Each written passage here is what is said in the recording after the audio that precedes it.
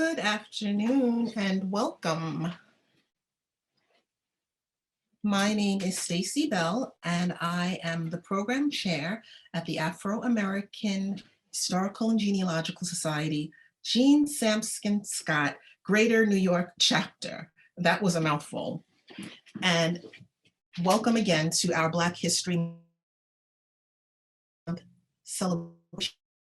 We partnered with the New York GNB, and I'm going to introduce you to the president of OGS and followed by the president of New York GNB. So Sharon. Good afternoon, everyone. It's a pleasure to partner with New York GNB, and it is a deep pleasure to celebrate Black History Month. It is a time that offers spiritual uplift, hope, inspiration, and certainly education. You know, for African descended people, traveled from the shores of Africa, as many of you know, as free and enslaved, and our contributions globally, locally, and nationally are part of history and certainly part of American history. If these stories were not told or are not told, then not only American history, but world history would be woefully incomplete. So it is always a pleasure to highlight these contributions and achievements each year. I want to thank Joseph McGill from the Slave Dwelling Project for joining us in what we hope and know will be a fruitful conversation. Thank you to New York GNB again for partnering with us. And thank you to our OGS New York Program Committee for doing all the hard work to pull this afternoon together.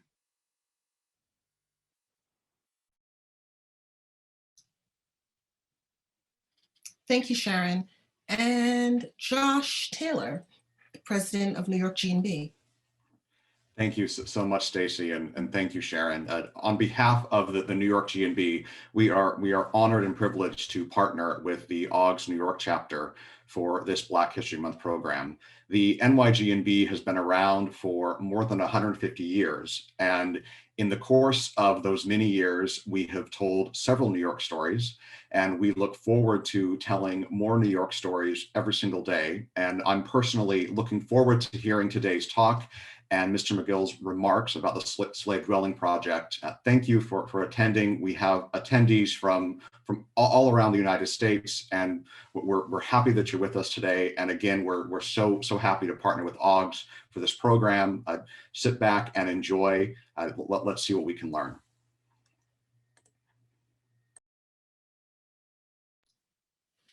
Thank you, Josh. And the other people that we have on the panel, let me just introduce you to them quickly. We have Cassandra Williams Anderson. She is an OGS member and also a member of the program committee. And we have Ben Richards. Ben is handling all of the tech issues for us today. So we really appreciate him doing that for us. Ben is also with New York GNB. And of course, last but not least, is today's presenter, and he is Joe McGill Jr. He's the founder and executive director of the Slave Dwelling Project. Mr. McGill is a history consultant for Magnolia Plantation in Charleston, South Carolina, and the founder of the Slave Dwelling Project. Previously, as a field officer for the National Trust for Historic Preservation, Mr. McGill worked to revitalize the Sweet Auburn Commercial District in Atlanta, Georgia, and to develop a management plan for the Mississippi Delta National Heritage Area. He's a former executive director of the African American Museum in Cedar Rapids, Iowa, and a former director of history and culture at the Penn Center, St. Helena Island, South Carolina. He has also served as a National Park Service park ranger at Fort Sumter National Monument in Charleston. When I first heard about the Slave Dwelling Project, it was dear to my heart because Mr. McGill works at Magnolia Gardens Plantation, and that happens to be the plantation that my family was enslaved on.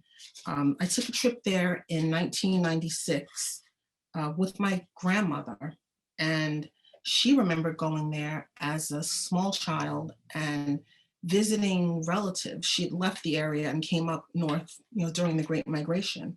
And we always knew that we were from a place called Drayton Hole, not realizing that that was Drayton Hall. And when you go to these plantations, you go down the Ashley River Road, now known as Highway 61, with the trees, the moss hanging from the trees, almost touching your vehicles as you drive down the road, and you turn into these roads. And as you're going up to the big house, you can see little cabins off to the side. We even went to a cemetery where they buried the enslaved. And the first tour that I took never discussed those little cabins or the remnants of the cabins. So when I fell upon this project, again, it just spoke to me, and it spoke to the lives of our ancestors and their stories not being told. So with that, Joe, if you could please.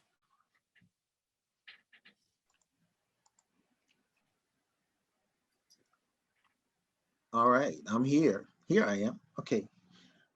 Thank you. Thank you, Stacy. Stacy Bell, thank you for the invitation to present about the Slave Dwelling Project on such a beautiful occasion, Black History Month program. I always invite those. Of course, all the 11 other months also, they're pertinent. The subject matter is. But yes, the Slave Dwelling Project is a simple concept. I find slave dwellings wherever they are, and I ask the stewards if I can spend the night in these spaces. And the intent is to bring attention to these places, because once upon a time you could go to a site, an historic site, and you see the nice, beautiful big house, the mansion, the architectural significance of it is described, and it's obvious. The stories of the people who inhabited those walls of those beautiful homes is prominent throughout the narrative, but missing from the narrative is the story of those people who enabled all that, whose labor was stolen for all of that magnificence to exist. The people of who cut down the trees that now compose that house, the people who made the bricks that's now that house. Those stories weren't there. But some of the times the places where they inhabited were. And some of the times these places were called things that are more easy listening, like dependencies, and things of this nature, and used for other things as garages and storage spaces and pool houses and rental spaces, but they weren't being interpreted for what they really were or are. And that's the places where the enslaved people dwelled. So knowing that this element of the story was not there, it was missing, was that opportunity to change the narrative, if you will, or make notice these places, draw attention to these places by conducting a simple act that anybody can do, and that's sleep, and sleep in these places. So 11 years ago at Magnolia Plantation, I had my very first sleepover in a slave cabin. And that very next morning, I woke up and not knowing where I was going on the property, I walked directly to the graveyard that Stacy spoke of. And I walking to that graveyard and seeing those unmarked grave by the indentions in the earth that are their indicators. I knew that it was for that reason I had started out on this journey of finding slave dwellings wherever they are in these United States, spending a night in them with the intent of bringing attention to them. So 11 years later, and 25 states later, and probably about 150 sites later, I'm still at it. And so here's what we want to do. I want to stay focused. So there are some slides that'll be forward forwarded. You'll see them on the screen, and I want to react to what you're seeing, because there's a story behind them all, because the one that's on the screen right now is that's where John Brown, the John Brown, when he planned the raid on Harper's Ferry. Oh, by the way, that's Kennedy Farm. That's in Maryland, yes. But that's where John Brown planned his raid, Sharpsburg, Maryland. He planned his raid right there the night before the raid happened on Harper's Ferry. And the last time I was there, I met a group of high school students from Wisconsin. We meet somewhere in these United States every year, and we spend the night at these historic sites. Well, we got to spend the night at that site, and it was quite interesting, quite exciting to know that you're in the space where John Brown planned the raid on Harper's Ferry. And up in that attic is you can see some kind of a reenactment of that, of how the space would have been set up at that time that John Brown and his men were occupying that space. What's next? If you can advance the screen. So this is Fort Snelling in Minnesota. For those of you who are familiar with the Dred Scott case, Dred Scott in 1857, Dred Scott was an enslaved man who went into the free state of Minnesota, and because he went into the free state of Minnesota, he took his case all the way to the Supreme Court and for his freedom, but he lost. So Fort Snelling, the free state of Minnesota, Fort Snelling is located there in Minneapolis. And when we were purging natives, meaning getting rid of the Indians, the indigenous people, and acquiring their spaces where they occupied.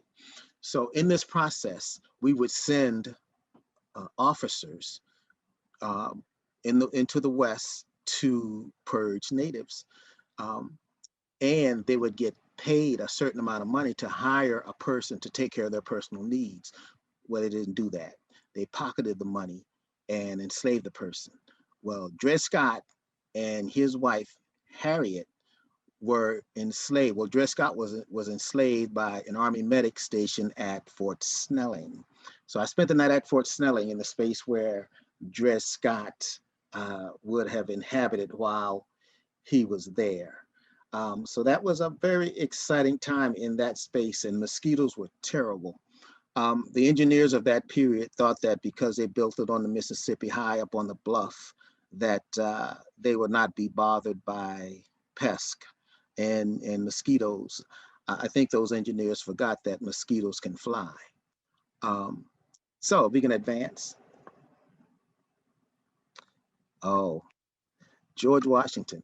So there, in our history, there are 12 slave-owning presidents. George Washington was one of those 12 slave-owning presidents. And this is Mount Vernon. This is a slave cabin on Mount Vernon, George Washington's property. Now that's a recreated cabin there on that particular property. But yeah, spent the night there, had a very exciting time on the Potomac, just hanging out. And as I said, George Washington is one of 12 slave-owning presidents. I've spent the night at 4 more presidents' sites. One would be Monticello, Montpelier, also the Hermitage. And I also spent the night at the home of James K. Polk. So I got a few more to try to get to. So if you guys have any connections out there, can get me into a presidential site, that would be great. You know, even the home of the president of the Confederacy, Jefferson Davis, spend the night there also. So what's next on the screen? Yeah, well, that's interesting. I know that place there well. That is, uh, that's Magnolia Gardens. Yeah, it might be mislabeled. This is actually, this is on James Island. This is McLeod Plantation on James Island, and right there at McLeod Plantation.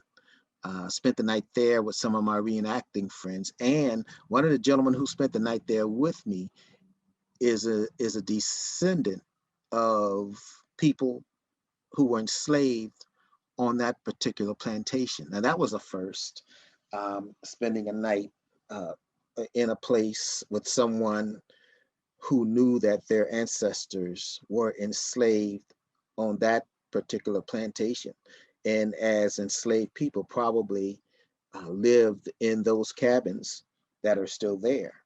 Um, Quite interesting. So what we are doing more recently is that we are communicating more with sites that are communicating with their the descendants of those who were enslaved there, the descendant community. And more sites are doing that. They do a great job with that at Monticello, the home of Thomas Jefferson. Of course, that was kind of forced because there was a lot of denial there at by Thomas Jefferson descendants that Thomas Jefferson and Sally Hemings didn't conceive children. But the DNA proved otherwise, that was indeed the case. So they're doing a better job now with the descendants of those who were Sally Hemings descendants and others who were enslaved there at that particular site. So what's the next slide? Yes, there it is, Magnolia Plantation and Gardens. That's where I work presently. Let's see, that cabin, the one that's out of sight, you see 1, 2, 3 cabins. Well, there's a fourth beyond that, the one that you can't see. That's the one that I've spent a night in the most. That's where it started. It was in that cabin that I woke up in May of 2010 on Mother's Day. Of course, thought about those mothers who gave birth to children in spaces like that. And the law of that period, said that that child was chattel. It belonged to the master, for that master to do with that child as he wished with no recourse. So, you think about matters like that when you're in spaces like that. But I was there today before I got on this call. So so I still get to go there every day. Well, not every day. I get 2 days off, and I get to talk about these spaces. I get to talk about these places. I get to talk to people who are now wanting to know more about these spaces, and some are a little surprised that of the story that they hear. Some come there wanting to hear kind of a Gone with the Wind version of history, and they get a little disappointed sometimes, a little surprised. There are those who sometimes shed tears. They're the younger audience who get it. They want to know more. They talk more about reparations. They talk more about weddings on plantations. So we get to talk about all these things in this at this place. Next one. Yeah, there it is again. So what we're doing now is we're doing a little experimenting with the garden. Once upon a time, the garden behind these cabins, we would make attempts to grow something, and they would start out well, and then the weeds would win. But this time, we've got a lot of dedicated volunteers who come in on a weekly basis, and they do the weeding that's necessary. So we've gotten a bountiful harvest, and it's kind of ongoing. We're going to be harvesting it again in about 2 weeks because we've got a living history program that we're going to be doing there. We're going to have a cooking demonstration, and we're going to be able to pull food right out of the garden. And historically, the enslaved people would have been growing gardens behind their cabins because they were issued a weekly allowance of food, which was salt pork and cornmeal. not sufficient. So they supplemented it with what they could grow in their gardens, what they could hunt and fish for. Some enslavers allowed them to own their own chickens and pigs.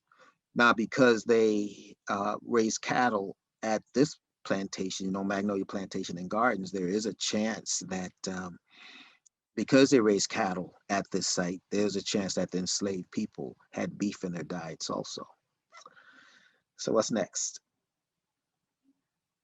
There's the interior of one of the cabins. Hey, this cabin actually interprets a period after slavery. This cabin interprets the year, the decade, maybe around 1930, between 1920 and 1930. After slavery, people continued to inhabit these spaces. In fact, people lived in these particular cabins up until 1990. Now, as people continued to live in these spaces, they were updated. In the 1960s, they had electricity, and then in the 1970s, they had running water. But it's still a place that once enslaved people. So we interpret the buildings as such, and this one interprets that period when they are now free, long free. Actually, again, this is 1920s, 1930s. They're now being paid as gardeners. This was not sharecropping. This was not one of those properties or former plantations. The people now being paid as gardeners.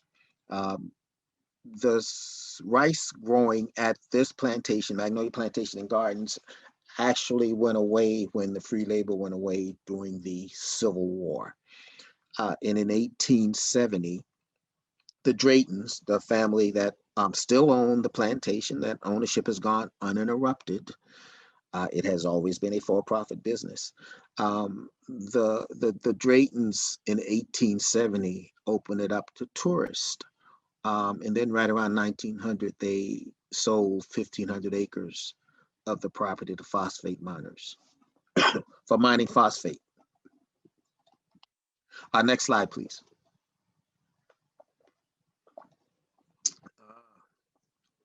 Slavery in Connecticut. So that's New London, Connecticut, Hempstead House, Hempstead houses. So Connecticut abolished slavery in 1848. 1848. Kind of late in the game. And somebody might need to check me on that because it might be 1838.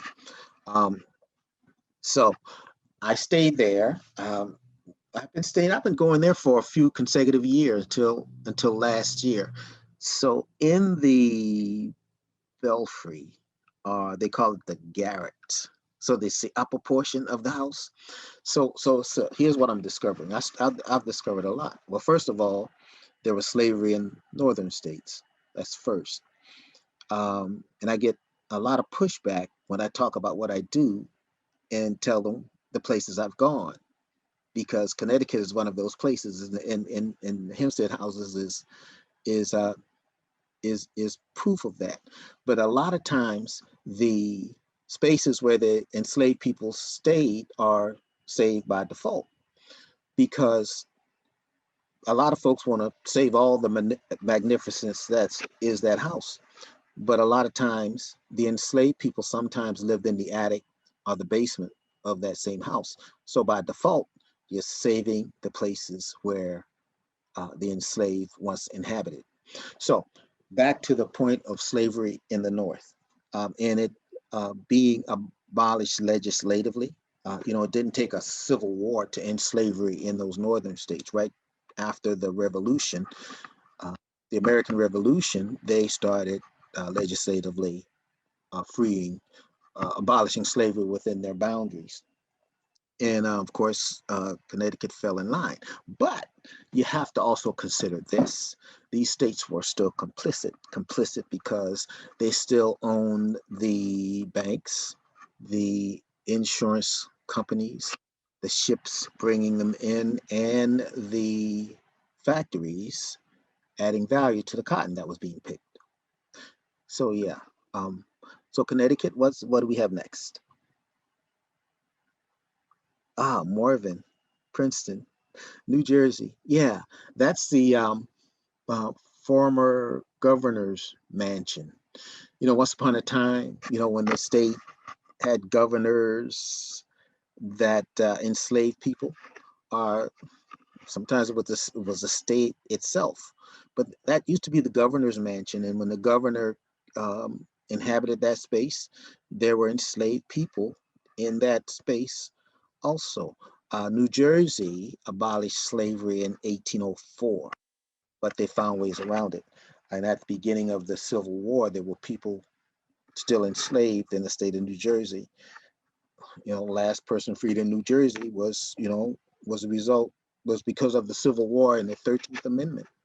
Um, so yeah, and to see, that's the kind of information that's surprising to some. 11 years ago, a lot of people think like I did. You know, I'm from South Carolina. The history I got, which was revisionist, um, it kept slavery in a box, and that box was a plantation in the South.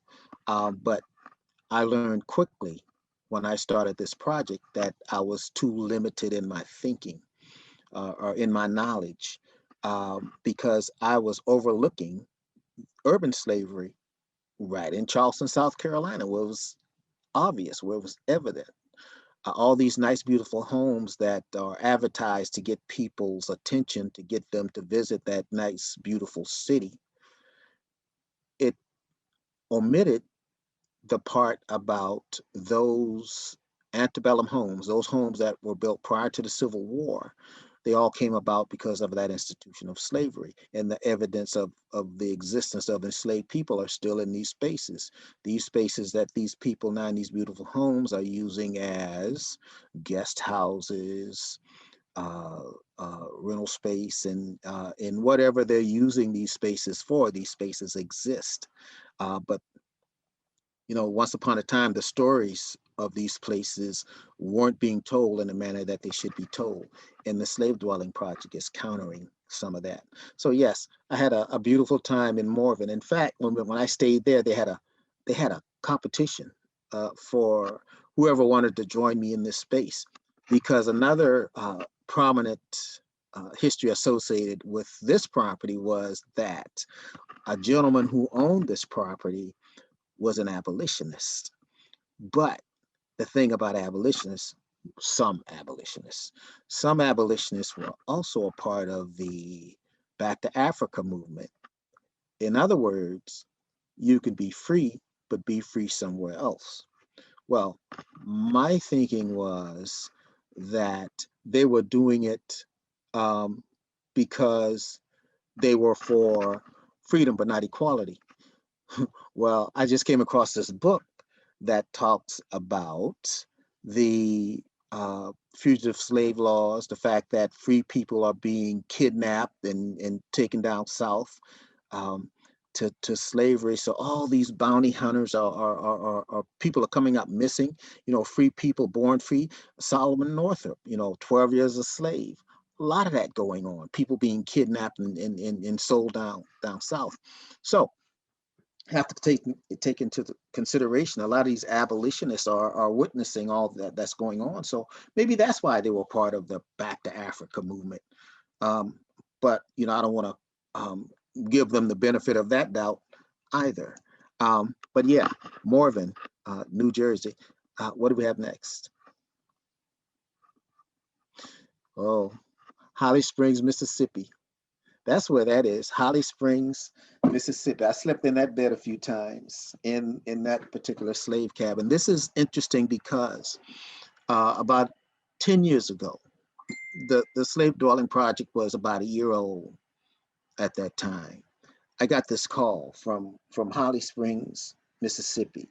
Actually, it's a co-worker of mine who had acquired this property, and they had heard about the Slave Dwelling Project, this guy with this crazy idea.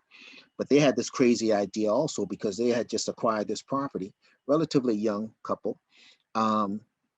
And it had this slave dwelling, it was being used as a storage space. And so he acquired it and he wanted to give it up more meaning. He wanted to, talk about the inhabitants of it. Well, Holly Springs, Mississippi, they're also doing this thing called a pilgrimage, where for the last 80 years or so, they've been inviting these people to come in and see the nice, beautiful big house. Well, my friends in Holly Springs, Mississippi, Chilius Carter and his wife, Jennifer Eggleston, they thought that, me coming to Holly Springs, Mississippi would be a good thing to introduce the visiting public to this space. Not only talk about their nice, beautiful big house, but talk about this space also. We call it the Behind the Big House Project.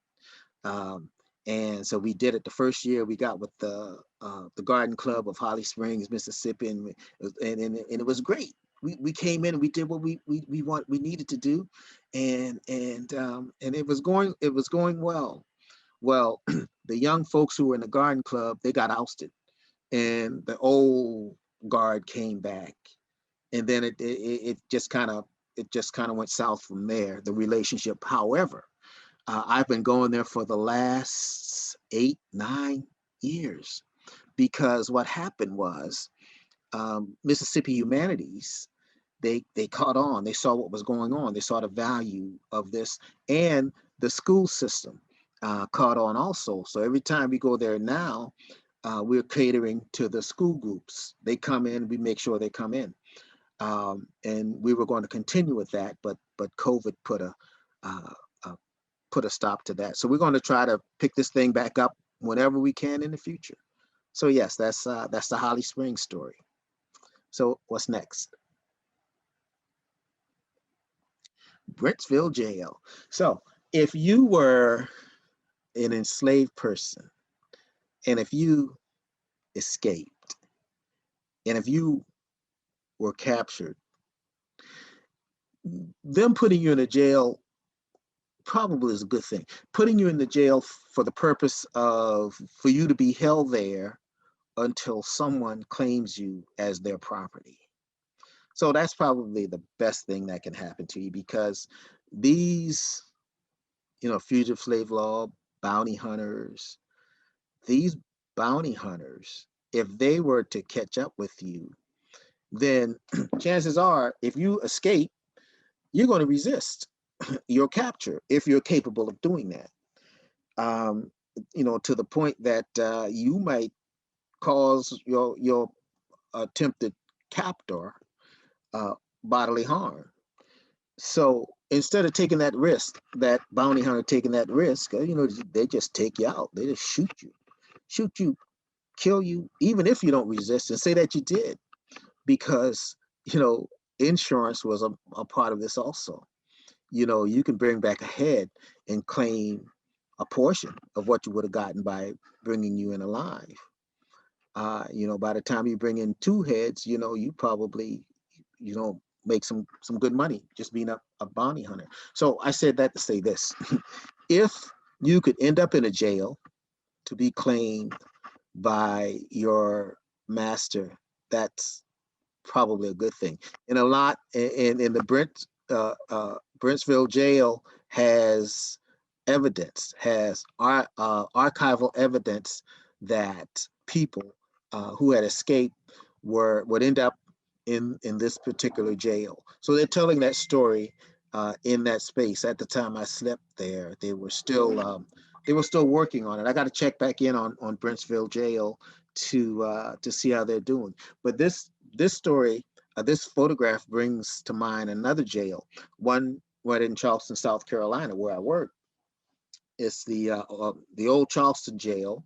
It's on Magazine Street, and they say it's the most haunted place in the city of Charleston. Well, I've slept there 5 times, and I'd do it again if I could. But the reason we stayed in the old Charleston jail, it was, we try to connect dots. The Slave Dwelling Project, we try to educate as much as we can educate.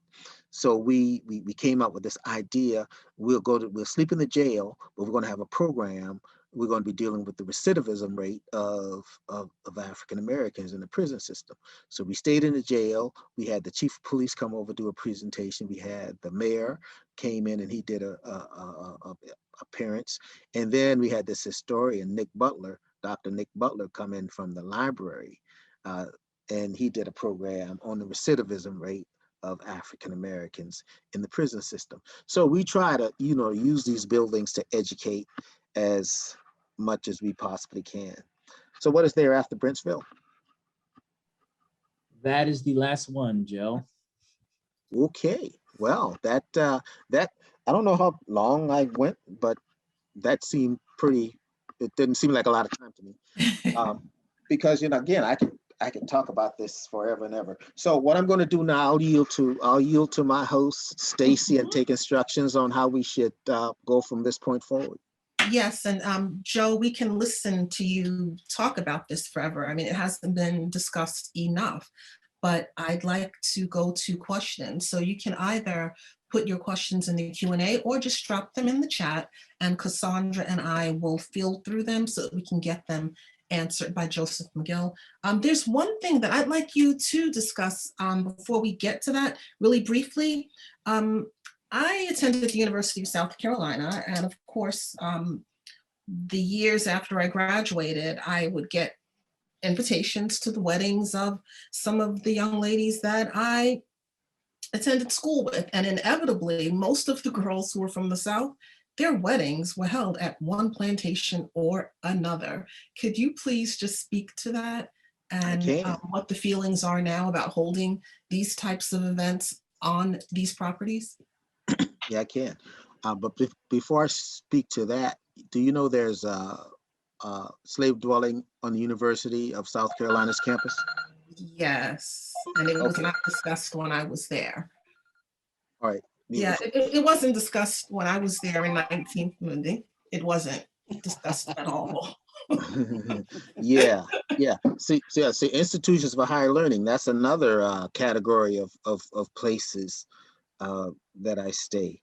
But weddings on plantation now, and they do weddings at Magnolia Plantation where I work. Weddings is a line item for a lot of these places. It fills a void, a big void for some of these places. Now that does not mean I agree that they should happen on plantations. When we do our conversations around the campfire, or this means that we're having this conversation now, weddings on plantation is usually a part of many things that we discuss. And in the way it falls, it falls. It's all about the demographics of the participants in the audience, who are amongst the people in the discussion. Black folks are against it, and white folks, sometimes ambivalent, are for it. So that's the way it is. Now, I think that these properties should be allowed to evolve in whatever manner they evolve, continue to evolve. If weddings is what they do, then they should be as equally amenable to doing family reunions of those who were formerly enslaved there. And I'm not, talking about an event that they're going to charge them for. Give them the right, the opportunity to come to that property and convene as they see fit, on that space, and not be charged for it. I think those should be done. I think those things should be done, and they should be done, with purpose of communicating with the descendants of those who were enslaved at these sites to get their input about some of the things that are going on, at these sites. Because, beyond the weddings, there are other things that go on at these sites too that, sometimes we're not even aware of. There's some type of entertainment, some program that's there to entertain people. And another thing that we must think about is this: if we as African Americans can get upset because of what's being done on plantations, things such as weddings, imagine how upset Native Americans should be, if we overlay, if we overlay our issues over theirs, then, they got a bigger fight, than we do. So, we need to consider all that. So, weddings on plantations is going to be an issue from now until, I think, until we, as African Americans, own some of this property. Then, I think, at that point we could probably start to turn the tides. But I don't see that happening. I don't, of all the property owners that I'm aware of, I know of very few of people who look like me who own any of these properties. So therefore we can certainly make our feelings known, how we feel about weddings on plantation. But I think we should try to offer solutions also, like, how are they going to replace that line item in their budget? So there. Okay, so we'll get to the questions, and there are many. We're going to try to get to them all. So the first question that I have is from Jermaine Dennis. And Jermaine asks, have you been able to locate the site your ancestors dwelled, the specific site that your ancestors dwelled? And if so, how was the experience for you to be in the space where your ancestors once lived? No, I haven't. And I know I'm talking to a lot of genealogists, and you're probably, scolding me for that. But I don't have the patience you guys have. You guys have something that I just don't. And I don't have the person in my family yet to, take on that responsibility with the kind of diligence that it needs. But someone did for me trace my ancestry back to 1890. I just got to get that person who's going to, take it further back. And a lot of people keep saying that they'll do it for me, but I never do what I need to follow up. So no, I have not found that place in King Street, South Carolina, Williamsburg County, where my ancestors were enslaved. I do know that in that very small town, there are a lot of McGills, and a lot of them are white. I expect that if someone were to do that research, you're going to find that we're going to find out who owned my folks. Were they McGills? But did it go beyond that? Is there some of their DNA amongst mine? So we're gonna find those things. We want to connect. We want to connect those dots. But the short answer to your question is no, I have not. Okay, the next, Cassandra has the next question. Okay, this question is from Patricia Vale, and she lives in Florida, and she wants to know if you've ever been to Kingsland Plantation on Fort George Island. Kingsland? No. I've been to Kingsley. Kingsley, sorry, that's it. Kingsley. Yeah, near Jacksonville? Yes. Oh yeah. So check it out, right? So that's a National Park Service site. And so it was a tougher nut to crack than I thought it should be. Because the superintendent there was a African American female, and I made the request through her, and it got denied. But when I went, where I got in was Florida had a preservation conference in Jacksonville, and they invited me in as a speaker, keynote speaker at that. So anyway, I said, yeah, I'll come.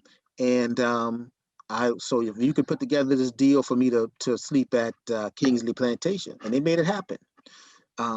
So yeah, that was great. So the story there, the interesting thing there is the enslaver there had children with the enslaved woman.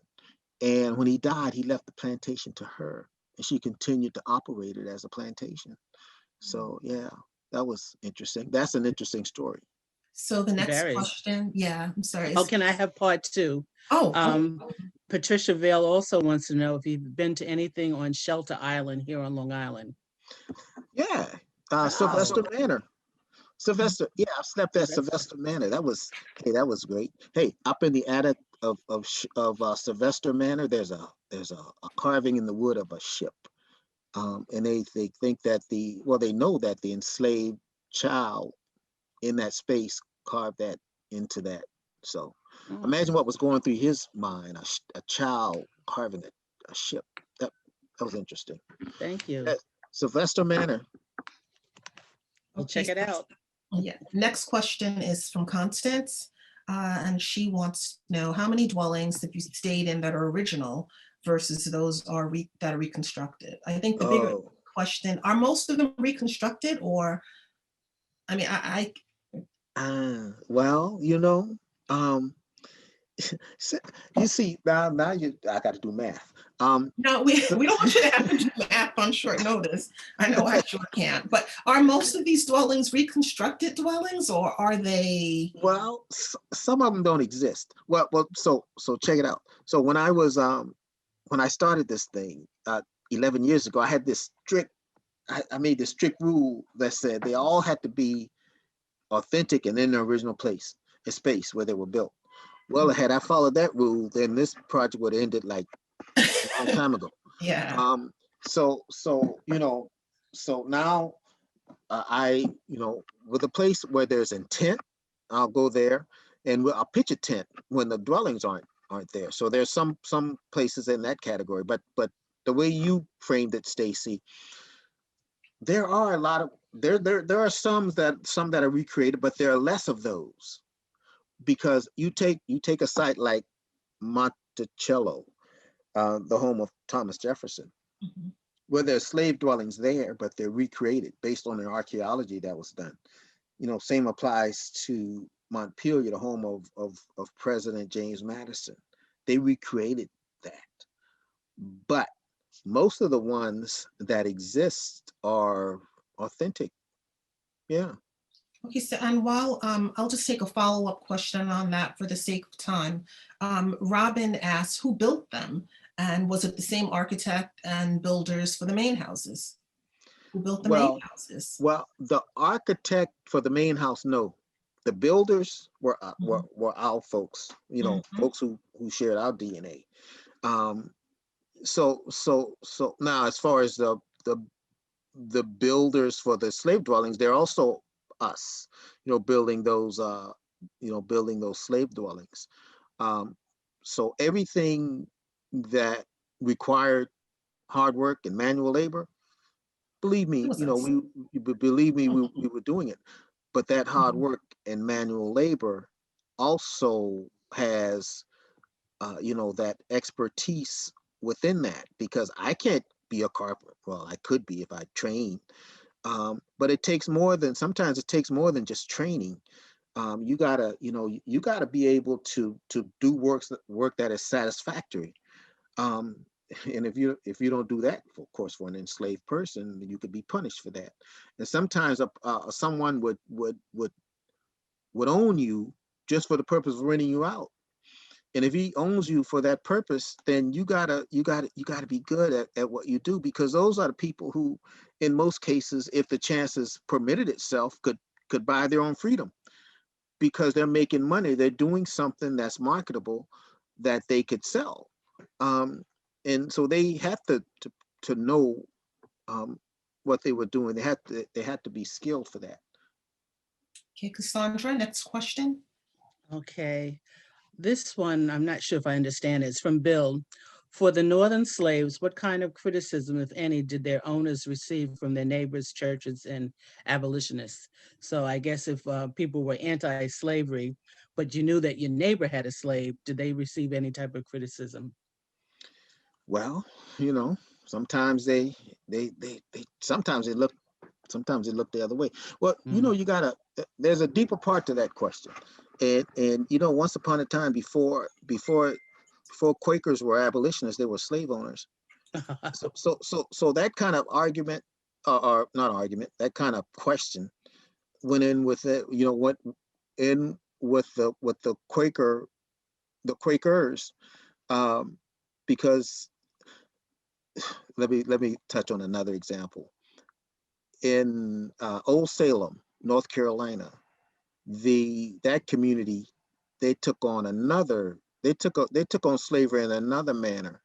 the community owned the people. It's kind of like the Green Bay Packers, for those of you who are familiar with that structure.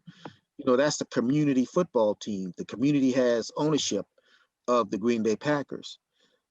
And this sect in Winston-Salem, at Old Salem, they had the same concept.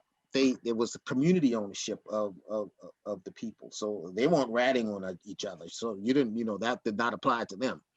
But in those northern states, you know, there were those who were sympathetic to the South and would indeed, if someone had escaped and were seeking refuge and were, you know, trying to make a life for themselves in places in a free state, you know, that threat was still there, that someone could, you know, could kidnap them.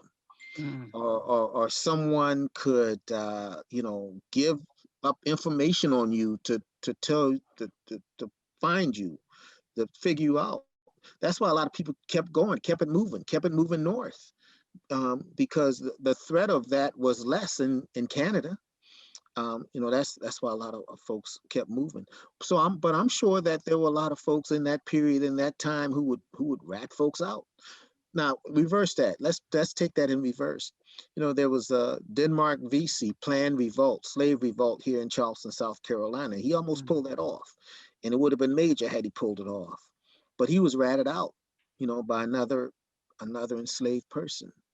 You know, so there's that also. And take this into consideration.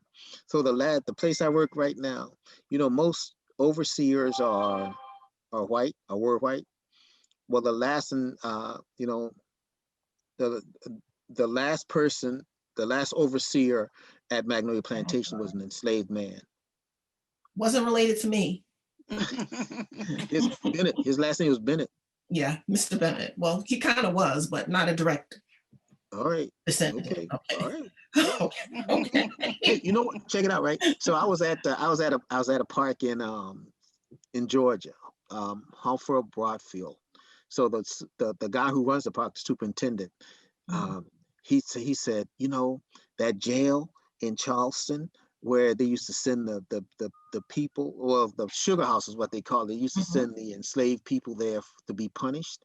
You know, you could order how many lashes you wanted for your enslaved person. You could even order salt to put into the wound if you wanted to. Well, he said one of his ancestors back in his history was the superintendent there, ran the place. So imagine that. Yeah. So the next question from Stanton and Diane are kind of in the same vein. Stanton asked, how do you overcome the resistance of people acknowledging the possible slave history on their property? And Diane asks, how are you received by private owners of properties that have slave dwellings on their land? Well, right now I work with the Coalition of the Willing. So, you know, I don't bother. If they say no, then I just wear them down through persistence. 11 years ago when I started, you know, it was me making phone calls to people, pleading my case. And, you know, you got to think, if you're on the other end of a phone call 11 years ago from me, asking you what I was asking you, to come and spend the night in your slave dwelling, you know, you got to be a little skeptical of that, because you don't know if I'm looking for treasure or seeking reparations or looking for ghosts. Well, it was none of those, none of the above. So once I got to that place, and you know, along the way there were a few no's, but some of those no's have come back around to be yeses.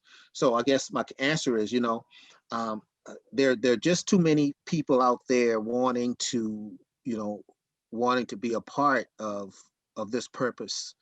And, you know, for those who resist, you know, they could be put out on Front Street if we chose to do it that way, or we can just continue to do what we're doing, and they're going to have to come around. They're going to have to come around because, you know, a few years ago, this new museum opened in Charleston, I'm sorry, in Washington, D.C. on the National Mall. This, it's African American. It was about African American history. People go in there. Some go in with an attitude. Some come out with an attitude. But part of why do they come out with that attitude is the fact that some come out because they find out that they've been lied to all these time about history. So I guess I said that to say this. There are those organizations out there now. The Slave Dwelling Project. We don't have to make the call. They call us. If anyone were to look on our schedule on our website, slavedwellingproject.org, you'll see the schedule for 2021, and see that despite living in a COVID world, we're still doing things. The science now dictates that we do it a lot more socially in the manner that we're doing it right now. But it still means that we're interacting with these spaces, and they're still interacting with us, and they know that telling the whole story is the right thing to do. So we're getting along well. I have a question from Inez. She'd like to know if you've slept anywhere in Virginia, at any plantation in Virginia. Virginia. Oh, Yes. that's like a second home. Oh. Because if you look at the fact that we in our history, we got 12 slave owning presidents. Most of them were from Virginia. So Virginia was quite deeply rooted in this institution of slavery. Of course, there's 1619 and all the pushback that's getting. That's all about Jamestown. So yeah, so the last place I was supposed to sleep in Virginia, it didn't happen because the governor and his wife tested positive for COVID. Because I was supposed to spend the night where they currently inhabit, the Virginia Governor's Mansion. Historically, when in that period in our history, enslaved people inhabited that space where I was going to sleep.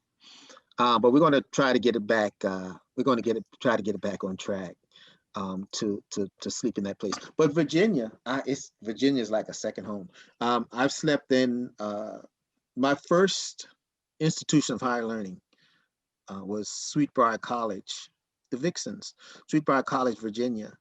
And in that space, a descendant of the last man who inhabited that space slept in that space with us. So that was quite special for her. But yeah, lots of places in Virginia. 2 presidential sites, Monticello and Montpelier. And when I stayed at Monticello, I stayed there with the descendants of Sally Hemings and some of the others who were descendants of some of the others who were enslaved there. And it got quite contentious because in that element, in that group of people, Sally Hemings descendants, there are some who want to believe that was a consensual relationship, and then the rest. And I had to step physically in between 2 gentlemen who were about to come to blows about that very issue. And I certainly didn't want the Slave Dwelling Project going out in that manner. So the next question, we're going to speed them. I mean, I think we're okay for time, and we do have the liberty of going over just slightly. It's from Yvonne, and she asks, 2 of my ancestors were incarcerated in the old Charleston jail in the late 1800s. Do you know how I might get records of their incarceration? Let me just say this. I'll take this opportunity to let all the OGS members know that the Carolinas Committee will be meeting on March 13th following the general membership meeting, so we can get you that information. And clearly, when Joe, you said that you were not a genealogist, and I don't know how well I would do sleeping in slave dwellings. So we all have our track, and we're all driving that mission forward. So Yvonne, come and see us in the Carolinas Committee, and we can get that information to you as far as where to get those records. David Harper asks, could you give us more of a flavor of your campfire discussions and sleepover sessions. How might we get involved in doing it? How often, how, is there a price involved? Can you tell us how that looks? Yeah. So, sleeping part is easy, and anybody can do that. But the most interesting part of what we do now are the conversations. Now, the way it used to work prior to COVID is, yeah, we would gather at these places, and I would ask no more than 30, 35 people come and participate if you're participating in the conversation only, because it's a campfire and we're sitting around a campfire and we're having conversation mainly about slavery and the legacy that is left on this nation. The subject matters prior to COVID was weddings on plantation, white supremacy, uh, white privilege, historical trauma, monuments, Confederate monuments, should they stay or should they go? A lot of folks who were participating were descendants of enslavers. And of course, chances were the African Americans, the blacks around the campfire were descendants of those who were enslaved. So the demographics is all over the place, black, white, young, old. There's a young lady who has about 10 plus sleepovers under her belt. Now that's special because every time she participates, she has to buy a plane ticket to wherever we are in these United States to participate. So so those are the we would have these conversations covering those subject matters around the campfire. Sometimes you could hear some jaw-dropping stuff.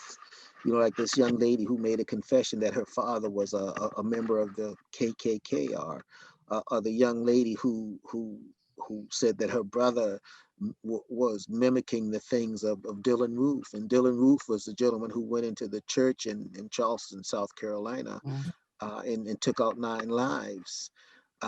So we have those kinds of discussions now that we can't gather at these places the way we used to gather.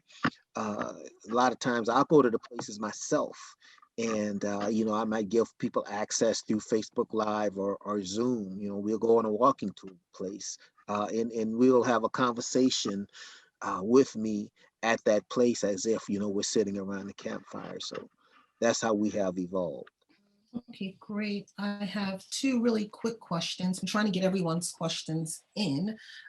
So someone asked earlier, were the dwellings that the enslaved people lived in, like the ones that we saw at McLeod and Magnolia Gardens, would they have been whitewashed during that time, or did they just leave the boards plain? They were for field hands, so I'm sure that if it was an expense to the enslaver, no, just plain. Now, because people lived in the cabins at Magnolia Plantation until 1990, the ones at McLeod Plantation until the 1950s, yeah, I'm sure at some point in their existence they were, they were painted.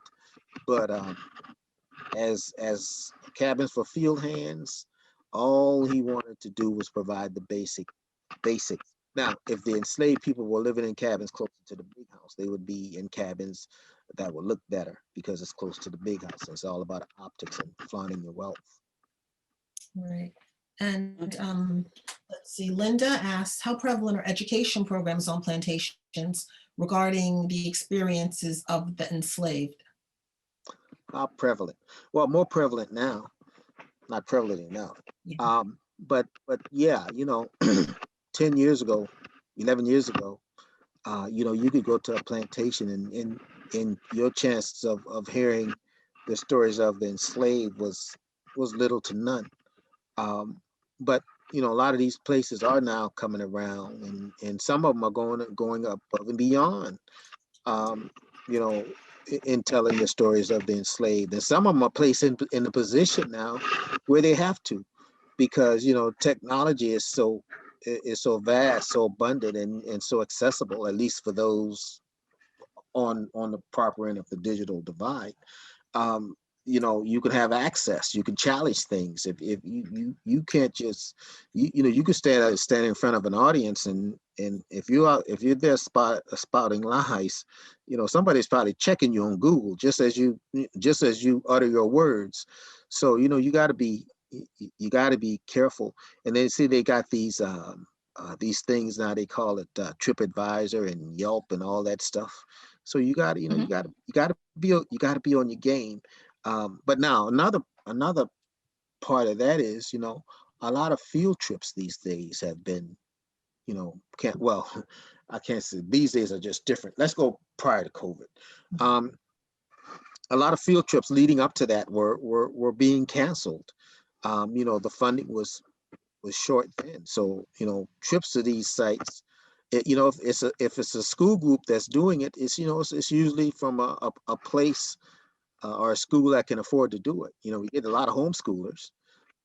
We get a lot of we get a lot of specialized groups, you know, coming out. But, you know, leading up to COVID, the presence of school groups at these sites, at least Magnolia Plantation, was not that great.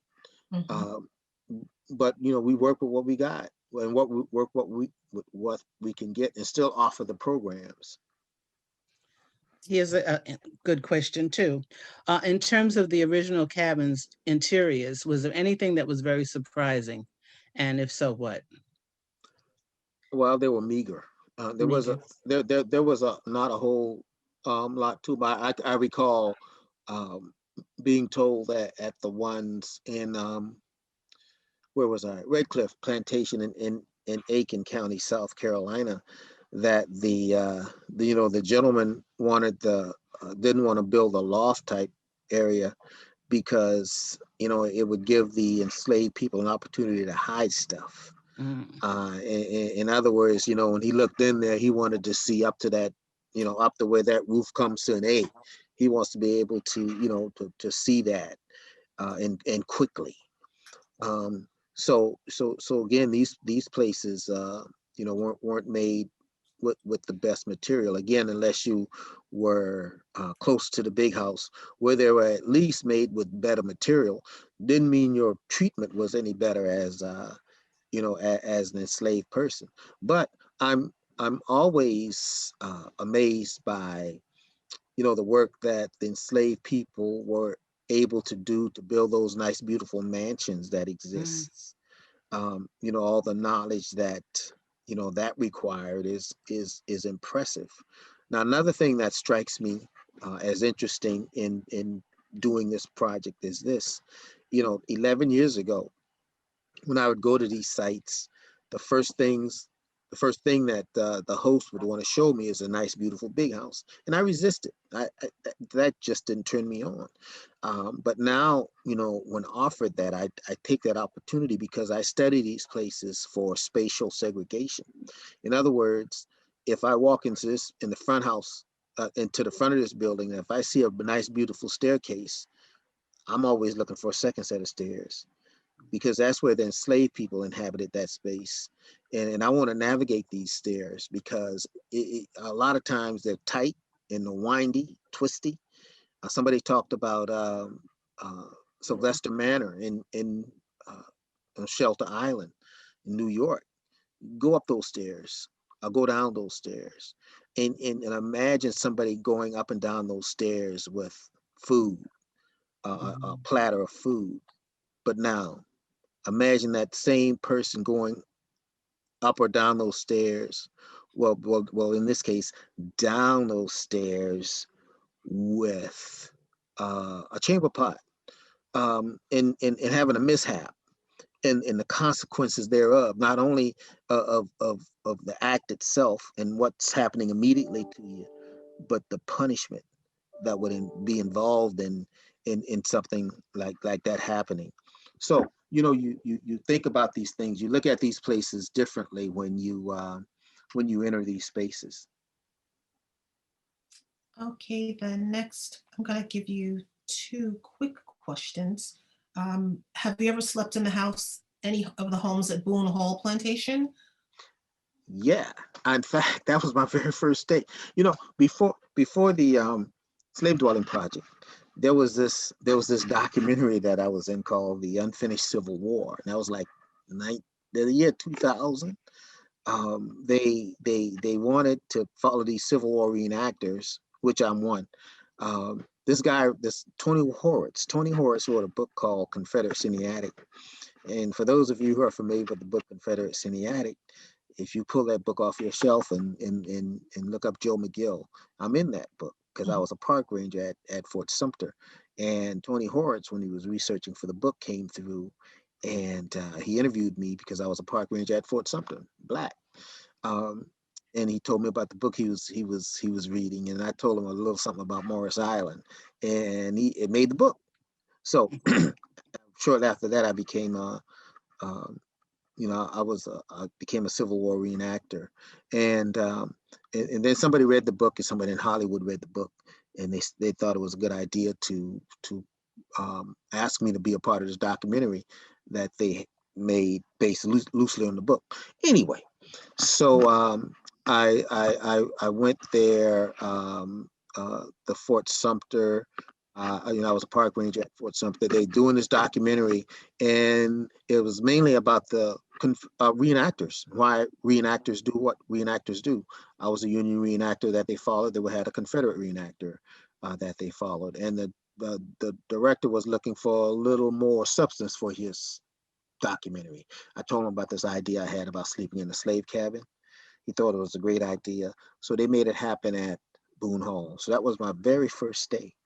So I woke up about 3 a.m. inside the slave cabin all by myself to the sounds of dogs barking in the background. And I thought about enslaved people trying to escape and being chased by dogs. So that's why, when I'm at Magnolia Plantation and working, dogs in general, when people bring a lot of dogs to plantation, to the plantation. And dogs in general don't bother me, but hound dogs, they Mm, do. mm.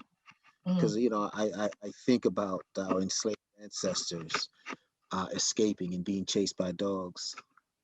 And someone asked, how do you gear up? How do you get ready for these trips? Like, what physical items do you bring? How do you mentally prepare for it? Yeah. And also, have you ever been visited by any of the enslaved? Since you ask it You nicely. feel their presence, yes. Yeah. Well, I just do it. Because, it's been 11 years into this. So it's easy. Now it's very seldom I sleep in these places alone anymore. Um, but sometimes that rarely happens. And if I continue to do it in this COVID world, I will be alone. The last time I slept in a place late last year, I was all by myself. Um, but it's nothing to it. Doing it is just easy. A lot of folks ask, have I seen ghosts or have I seen spirits?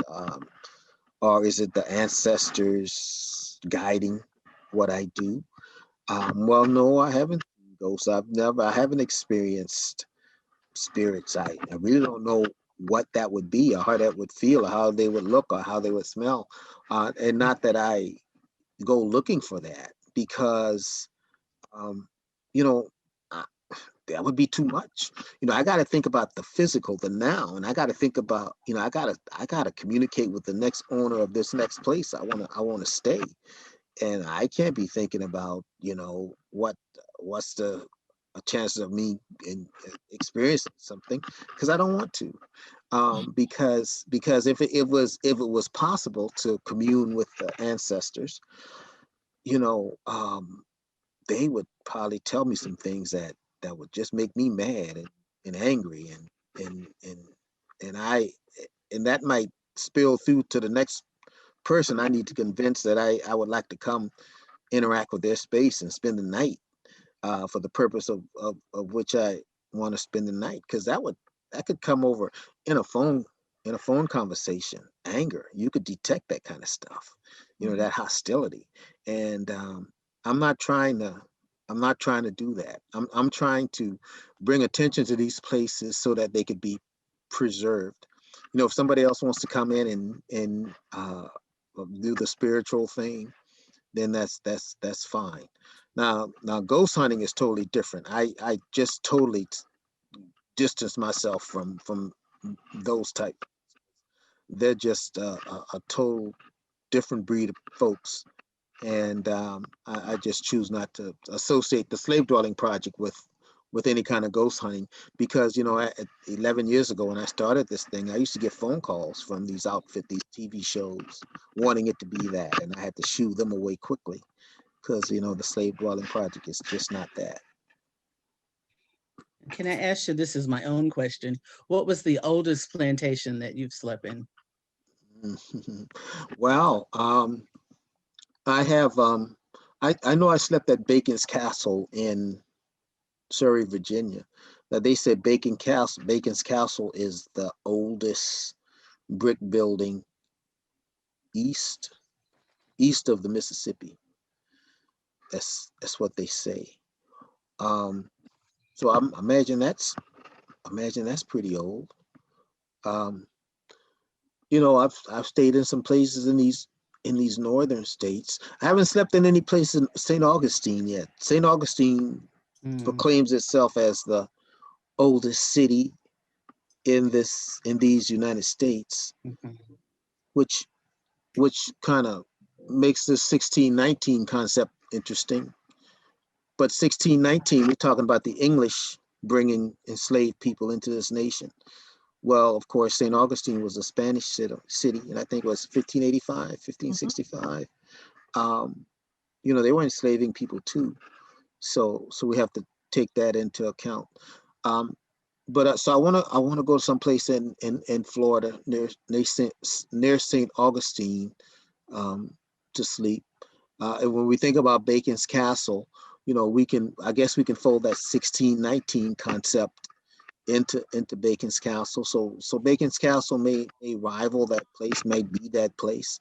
I wouldn't say it's the oldest building, but it's maybe the oldest site established as a plantation. And when I say, I wouldn't say it's the oldest building, I mean the slave dwelling itself, not the big house. Thank you. I have a question from Brenda, and then another question that's very similar. Brenda wants to know, what advice or resource information can you offer to a small group getting started on a restoration project? One small brick residence built late 1850s, owned by city government, but all volunteer effort. And then also someone else asks, how do you get involved in identifying slave dwellings here in New York State? And if one does have some knowledge of local slave dwellings, how do we pass it on to the Slave Dwelling Project, or become involved as a member?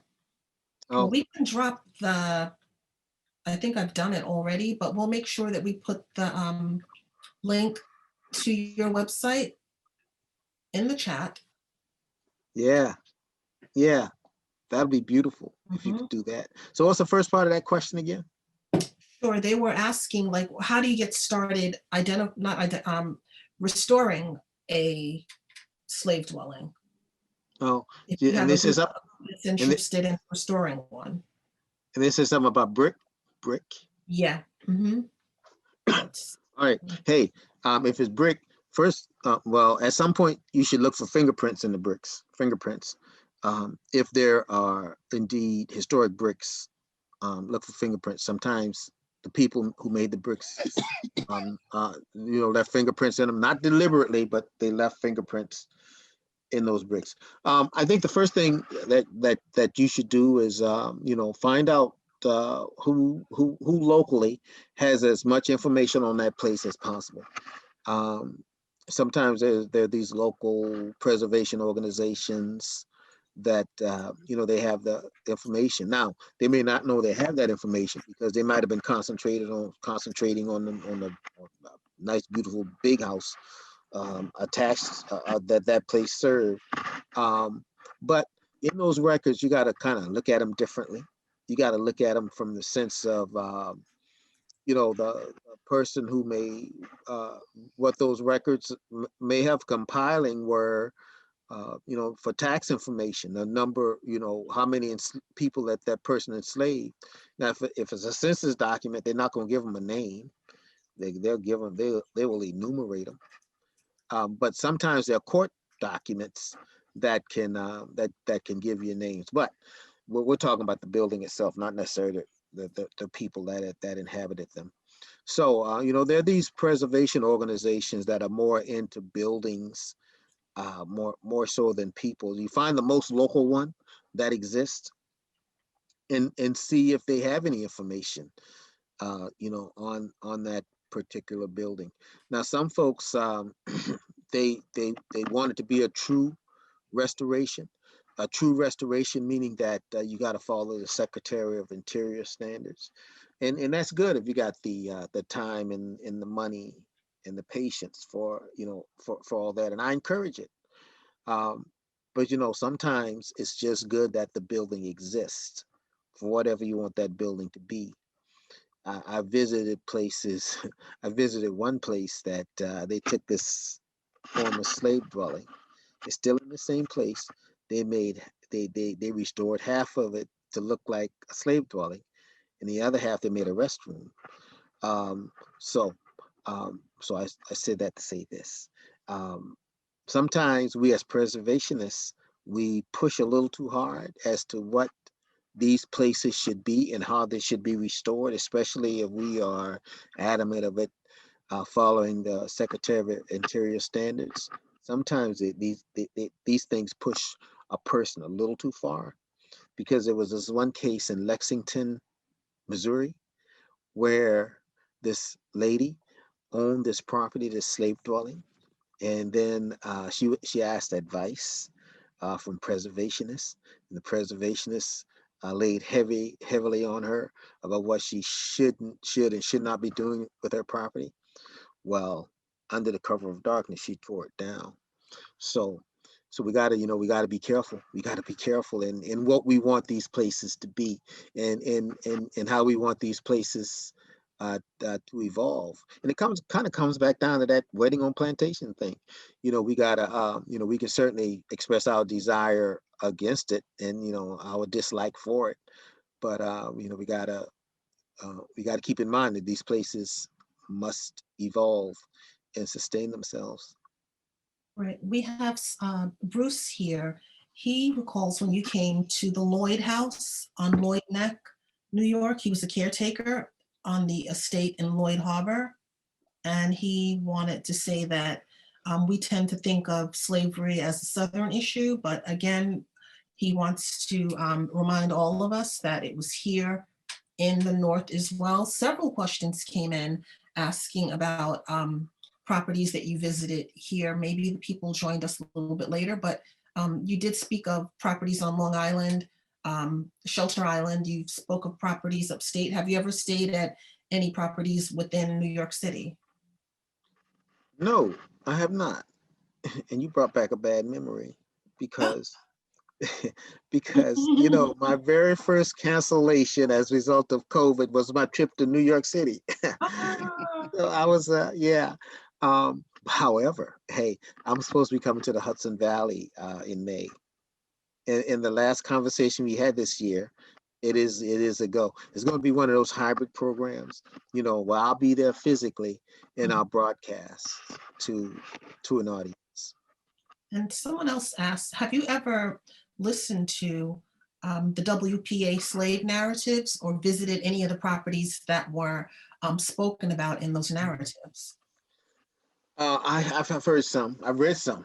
I've tried to read more, and I've listened to some. And I was in the Dexter Avenue Baptist Church, Martin Luther King's church, when he was in Montgomery, Alabama, and I heard a troop from Alabama, HBCU, there in Montgomery, and I think it's Alabama State, and they did a rendition of of that in that space, and it brought tears to my eyes. And then I had to get up and do a presentation right after that, and I could I remember that struggle. So you brought back another memory, but this is a good memory. This is one of those necessary memory, like our congressman reminded us of. So yeah, I tried to read those narratives. They're hard. But it's good for researchers, patient guys, folks like you guys are. It's good for folks like you, who get into that, and can draw more from that, because you guys pull stuff out of there as genealogists, and then you connect dots. That's what you do, and that's a great thing. But just know that anyone who makes the attempt to read the slave narratives, it's probably the best resource there is as far as finding our voice in this thing called institutional slavery, or chattel slavery, because that as an enslaved people, educating us was illegal, because you don't want a bunch of Frederick Douglasses amongst your enslaved people. It's easier to enslave people who are uneducated than it is to enslave those who are. So that's why we find a lot of our history in graveyards. But back to the root of the question. Yeah, I read some of the slave narratives and listened to some of them.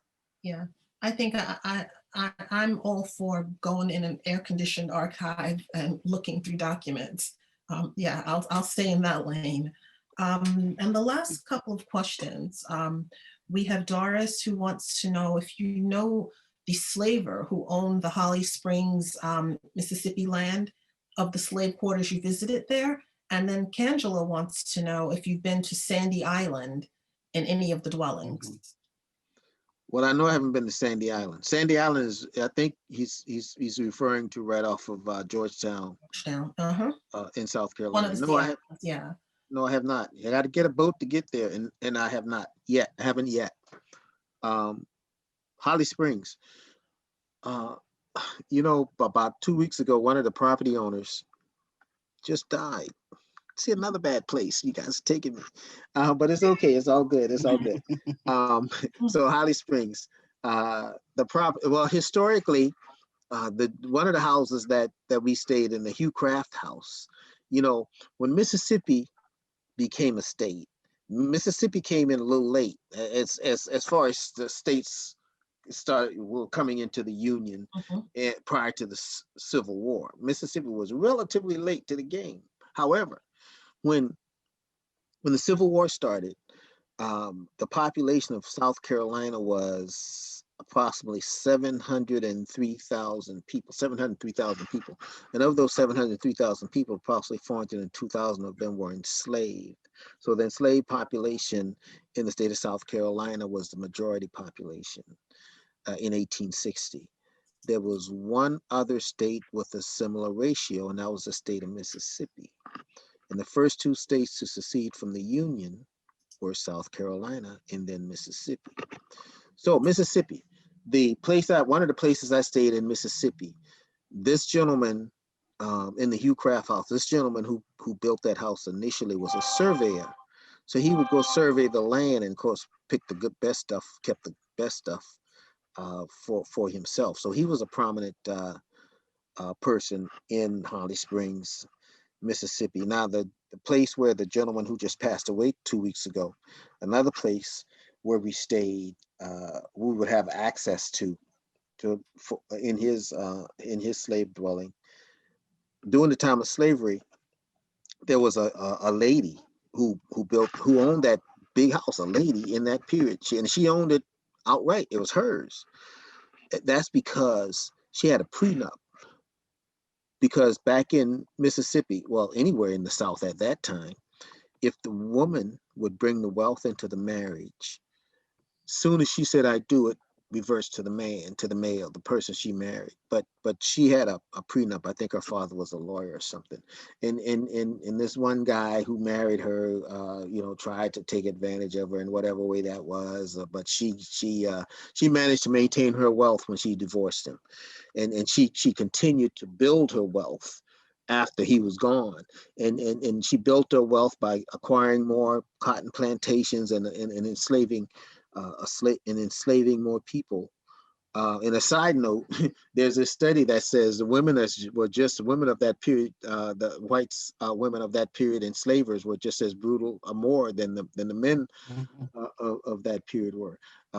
And so that, that's two spaces in Holly Springs, Mississippi that we have access to. And we can get more information on Holly Springs, Mississippi. I can point you in the right direction. Thank you. So I'm going to give you the final question from the Q&A. Cassandra, do you have any other questions? No, I think that covers it from the chat. Okay, great. So the last question, and it goes back to something that you did speak on, but perhaps it's something you should revisit. So Jermaine asks, have you ever thought of producing a documentary to preserve your work? You mentioned that when it was brought to you previously, that they didn't think that they wanted to cover that subject matter. But what about you? Yeah, this is not sexy enough To for. other sources? Oh, I'm sorry, you broke up. The last part of what you said. I Broke up. Can you ask the whole question again? No, I was just saying that, just he wants to know, have you ever thought of producing a documentary to preserve your work? The other people didn't want to pick it up as a documentary, but perhaps you might want to reach out to someone who's interested in documenting it. Oh, well, maybe this person knows. Well, Jermaine, if you have any contacts, you can let us know. Exactly, you can let us know.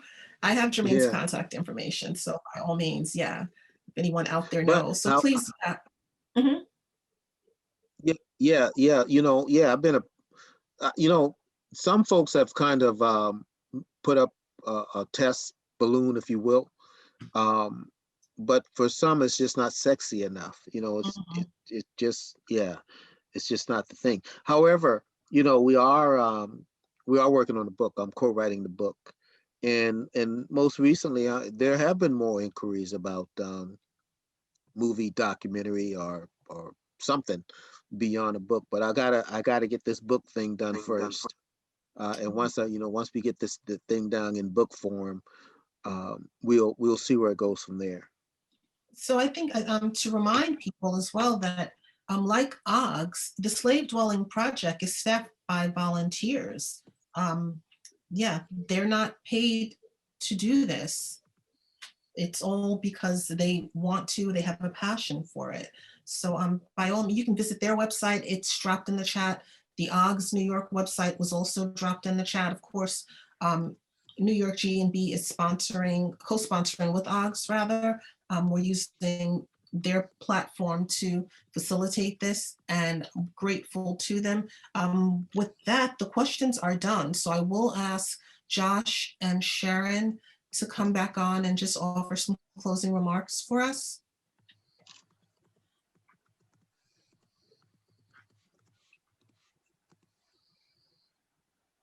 Jen, if you can come back in as well. Hi, Jen. Hi. And there's Josh, and here comes Sharon. So Josh, why don't you go ahead while we're waiting for Sharon to come in? Well, absolutely. Joe, I want to thank you for a riveting presentation and discussion. I was scribbling notes the entire time. It is such an important topic, and particularly from the New York standpoint, where we talk about stories in New York that haven't been told, that need to be told. It's a good reminder and very inspirational for everyone. So thank you so much. And Stacy and your team at OGS, thank you again for letting us be part of the program. And thank you all for attending. Thank you. Sharon? Yes. Can you hear me? Mm-hmm. Okay. it was a wonderful program. I think it's another aspect of the history behind the history that we don't often talk about or know about. So we're going to continue our association with Joseph McGill, because I'm sure there are many more stories that we need to know. For those of you who wanted to know about preservation and you know, those kinds of issues, I would agree with Mr. McGill in terms of, you know, how you approach the issue of preservation. But in most places, there are local preservation organizations. So you might want to affiliate with a local preservation organization. Also, there are rules and regulations across this country in terms of how we deal with, you know, properties, human subjects, African burial grounds that are found, et cetera. And for officialdom, just to know what the regulations are, in many cases, there are pamphlets and other resource materials produced. In terms of municipalities, you might want to start with whatever landmark offices there are in your city. And each state has what is known as a state historic preservation office. So they are also there to serve the public and to answer, you know, questions about a variety of things. Not only preservation generally, but national and state historic registers designation, if, you know, the project and the people involved, you know, want to pursue that and require it, so that there are a number of resources available. I want to thank Mr. McGill again for his presentation. I want to thank New York GNB for partnering, and thank all of you for joining us for a very informative afternoon.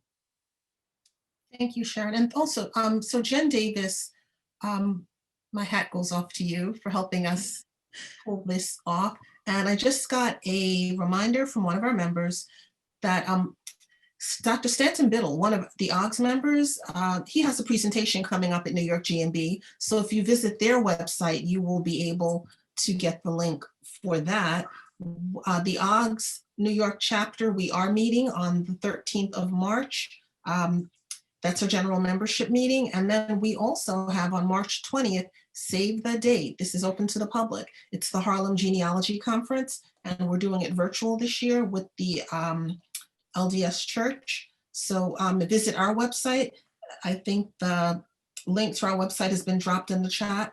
Dr. Biddle's presentation also dropped in the chat. And there are a number of things that New York GNB offers to genealogists and historians. I saw one that was very interesting. It's going to be done again, and that was transcribing and abstraction. I think that was with LaBrenda Garrett who did that. So visit their website. They've got a lot of free seminars available over there. And with that, thank you all for coming, and OGS members, we'll see you on the 13th.